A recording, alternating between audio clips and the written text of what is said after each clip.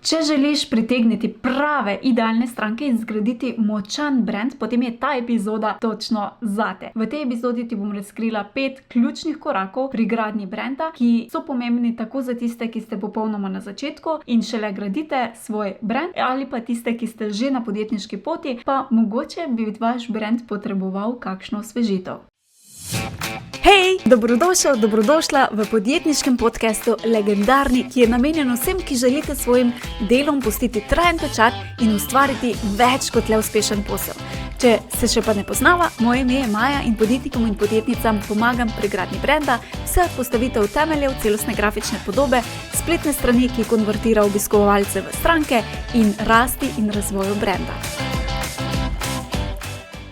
In preden gremo zdaj na posamezne te 5 korakov, bi rada samo se še ustavila tukaj, ker veliko krat slišim, ampak Maja, jaz še nisem tako velik, da bi moral graditi svoj brand in tako naprej, oziroma zakaj je brand sploh pomemben. Pa bom s tabo delila kar ene take zanimive, oziroma kaj brand sploh je. Moja najljubša definicija je ta od Jeff Bezos: tvoj brand je tisto, kar drugi ljudje govorijo o tebi, ko te ni v sobi. Torej, to pomeni, da tvoj brand ni tvoj logo, da tvoj brand ni samo neka vizualija, ampak je v bistvu tudi tisto, kar je v čem mogoče nevidno. In kaj je tukaj še zelo pomembno, je, da 81% potrošnikov recimo pravi, da morajo zaupati brandu, preden se odločijo za nakup. Kaj to pomeni? To pomeni, da v bistvu je brand tista ločnica med tem, ki bo v bistvu gradila zaupanje, oziroma ki bo v bistvu vodila v nakup in ne. In če pogledaš, 81% potrošnikov morajo torej najprej zaupati brandu, preden se odločijo za nakup, je torej ena ogromna številka, in če ne gradiš svojega branda, potem veš, koliko priložnosti v bistvu tukaj še zamujaš. In še to sem želela deliti, da v bistvu pri brandu ne gre samo za to, da si videti boljše od konkurence ali pa drugačen od konkurence, ampak gre za to, da te vidi tvoje idealne stranke, da te vidijo kot edino rešitev za problem tvojega občinstva. Tako da tukaj je v bistvu res zelo pomembno, da zgradimo takšen brand, kjer bo v bistvu jasno, da smo mi za naše idealne stranke edina prava idealna rešitev. Okay? In zdaj mogoče se sprašuješ, ampak kako zgraditi brand, ki pritegne idealne stranke? Pa gremo kar po teh 5 korakih. Najprej, prvi korak je definitivno to, da potrebujemo vizijo. Kaj si sploh želimo ustvariti, na kakšen način, kam želimo peljati? Zakaj? Vizijo večina podjetnikov pa podjetnic zelo spregledajo, ker mogoče grejo nekako na to, da pač, zdaj sem odprl SP, in zdaj niva veza moja vizija. Bolj pomembno je recimo to, da jaz dovolj zaslužim za to, da lahko potem plačam. In seveda je tudi to zelo pomembno, da zaslužimo dovolj, ampak še bolj pomembno pa je, da v bistvu kar imamo priložnost že od začetka graditi torej svoj brand. Kaj to pomeni? To pomeni, da v bistvu imamo na izbiro, Lahko gradimo kar nekaj, oziroma se ženemo za nekimi zaslužki, zato da preživimo in gremo malo v to smer, pa malo v ono smer, Če pa postavimo na drugi strani pa si svojo vizijo, oziroma se vprašamo, kaj želimo, in potem po korakih gremo nasproti tej vizije in seveda tudi tukaj mogoče sprejmemo kakšno delo, ki nam ni mogoče čisto naše idealno delo, zato da mogoče na začetku preživimo, vse to je ampak če gremo vsaj v smeri, ki je naša vizija, bomo pa jo prej tudi prišli do nje. In to je lahko res zelo, zelo pomemben korak, ki ga definitivno priporočam vsakemu podjetniku pa podjetnici, da se torej najprej vprašajo, kaj si sploh jaz srčno želim, ker če res gradiš svoj brand ali pa svoje podjetje na tem, kar si ti želiš, kaj je tvoja vizija, ti bo tudi zjutraj, ko greš mogoče za računalnik ali pa pač na delo, veliko, veliko lažje in pa veliko večja motivacija, ki tudi čez čas ne uplahne kar tako. Tako da definitivno bi rekla, da je vizija prvi korak. Drugi korak so temelji branda. Tukaj pa lahko rečem, da večinoma, ki imajo težave potem v podjetju ali pa v brandu, nekako jim tukaj mogoče zaškripa, ker rečejo, pa sej jaz tega ne rabim, ali pa sej že jaz imam vse v glavi, pa potem ni čisto tako, ali pa na drugi strani sploh ne vejo, kaj to je, oziroma kaj sploh spada v to, in pač imajo mogoče kakšne druge prepričanja oziroma želje. In kaj zdaj v bistvu nekako spada, če tako rečemo, pod temelje branda? Pod temelje branda spada tako torej idealna stranka, torej komu sploh mi želimo služiti, ker ne moremo, če je tvoj pomislek, ampak Maja, jaz lahko služim vsem, jaz lahko prodajam vsem, jaz imam masaže, jaz imam zdravje, oziroma pač zdravim in lahko zdravim vse ljudi, Super, vse fino pa fajn, če se usmeriš na vse, lahko bo pot pač daljša in pa težja, če se pa fokusiraš na svojo idealno stranko, tiste, ki res lahko maksimalno podpreš, lahko zanje potem oblikuješ tudi idealno ponudbo, ki bo v bistvu nemogoče se sploh opreti, in daš tudi v bistvu sporočilnost, uporabiš besede in vse, da lahko v bistvu pozornost teh oseb tudi pritegneš. In to je seveda največ, kar lahko narediš, oziroma je ena taka bližnjica do bolj uspešnega brenda. Torej, prilagojena idealna stranka, da imamo definirano, da imamo ponudbo zanjo, da imamo sestavljeno pot stranke, kako jo bomo torej peljali iz ene točke v končno točko, in da imamo tudi sporočilnost, kako bo nas stranka sploh, ta potencialna stranka sploh zastrigla z ušesi oziroma dala neko zanimanje, da bo potem sploh prisluhnila naprej. In potem, ko imamo, to je zdaj zelo na hitro, v mojem programu ali pa ko delamo individualno, seveda gremo veliko bolj globoko v to, imamo običajno tudi delavnico, kjer se poglobimo v te tematike, kjer postavimo tudi recimo to, torej ne samo kdo je idealna stranka na malo drugačen, bolj prefinjen način, ampak tudi to, da si določimo, od kod bodo prihajali prihodki, kako bomo gradili najbolj učinkovito svojo prepoznavnost, kako bomo najbolj zgradili sistem, ki bo najbolj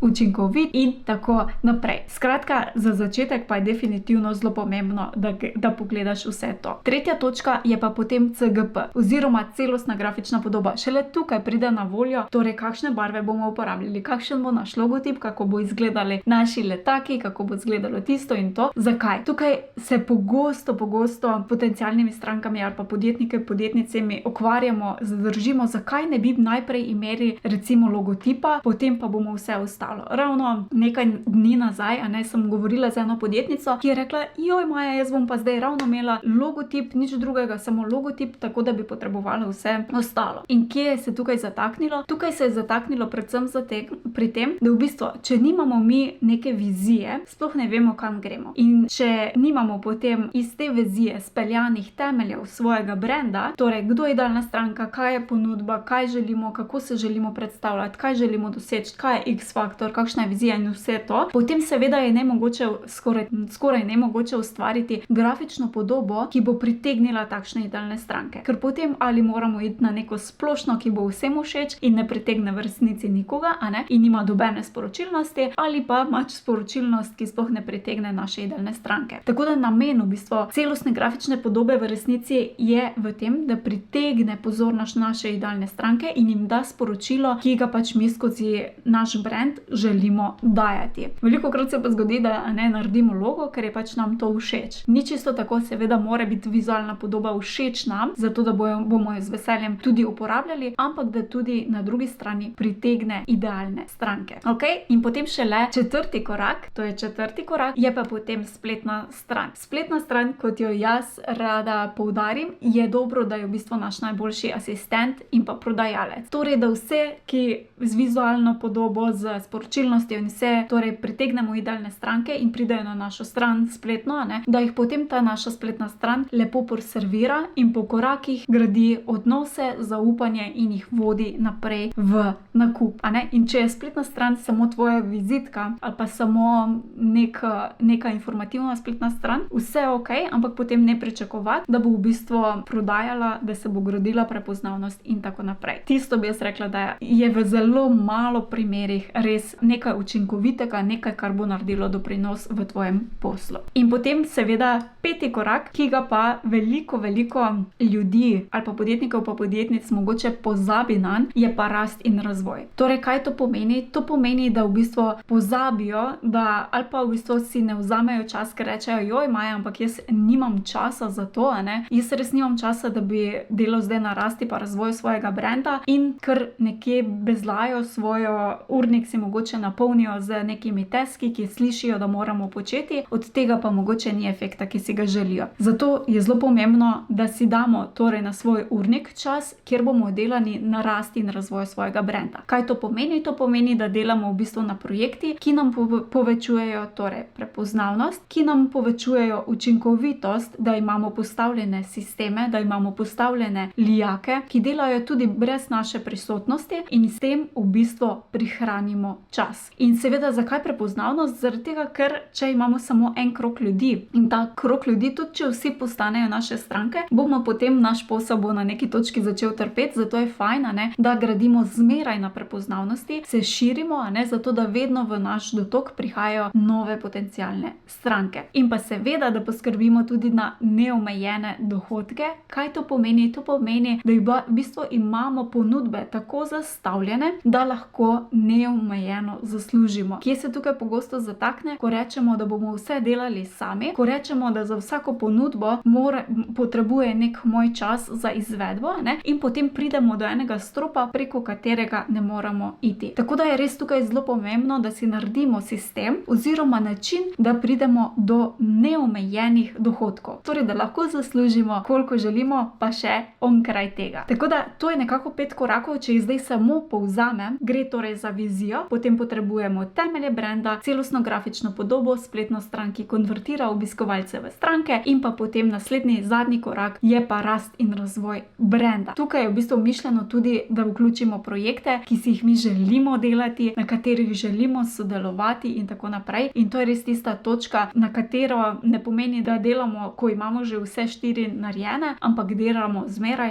torej že od začetka. Zdaj, če se sprašuješ pa še, Maja, kako pa to zdaj začeti, kje sploh se lotiti, torej vabljen oziroma vabljena, da spodaj pod videom pogledaš na link. Jaz imam recimo en letni mentorski program, kjer res v 12 mesecih postane tvoj brand neprepoznaven in delamo na vseh teh 5 točkah. Tako da vabljen, vabljena, da spodaj poklikaš, lahko se tudi slišiva, da ugotoviva, ali si pravi fit. Jaz pa ti želim veliko uspehov.